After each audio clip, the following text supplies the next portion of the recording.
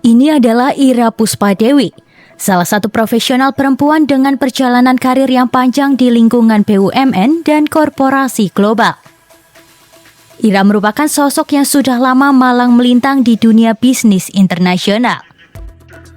Namun namanya tercoreng ketika tersangkut kasus korupsi dalam kerjasama usaha dan akuisisi PT Jembatan Nusantara pada tahun 2019 hingga 2022 dan dituntut hukuman penjara selama 8,5 tahun.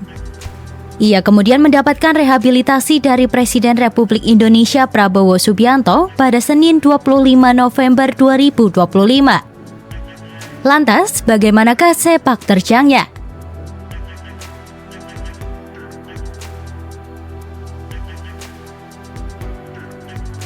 Ira Puspadewi merupakan diaspora Indonesia yang berkarir di Amerika Serikat selama lebih dari 17 tahun.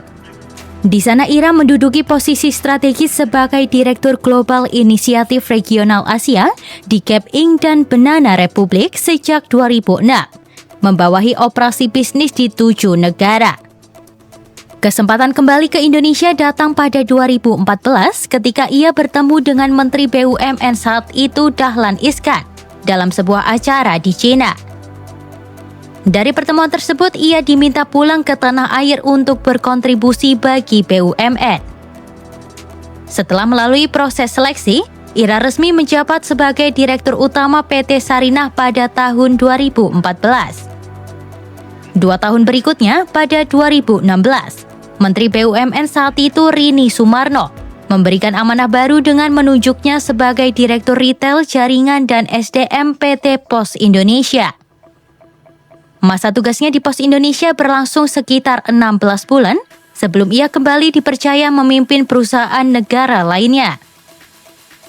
Pada Desember 2017, Ira ditetapkan sebagai Direktur Utama PT Angkutan Sungai Danau dan Penyeberangan Indonesia Ferry, posisi yang ia emban hingga November 2024. Selama memimpin ASDP, Ira menghadirkan sejumlah terobosan yang membawa perubahan signifikan. Salah satunya adalah digitalisasi pembelian tiket melalui aplikasi Verizi yang diperkenalkan pada 2020 untuk menggantikan sistem manual di pelabuhan. Kinerja keuangan ASDP pada masa kepemimpinannya juga mencatatkan pertumbuhan positif. Tahun 2023 menjadi puncak dengan laba bersih mencapai 637 miliar rupiah, tertinggi sepanjang sejarah perusahaan. Disusul laba 585 miliar rupiah pada 2022, 326 miliar rupiah pada 2021, dan 447,31 miliar rupiah pada 2024. Namun perjalanan karirnya mendapat sorotan setelah ia didakwa dalam kasus korupsi terkait kerjasama usaha dan akuisisi PT Jembatan Nusantara untuk periode 2019 hingga 2022. Jaksa Penuntut Umum KPK menilai proses pembelian kapal milik PT JN yang dianggap tidak layak telah menyebabkan kerugian negara hingga 1,25 triliun rupiah.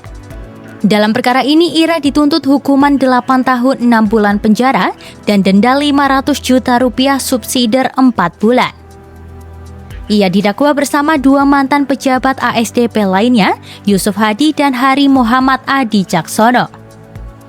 Ketika terdakwa diyakini turut bertanggung jawab atas kerugian negara yang muncul dari proses akuisisi tersebut.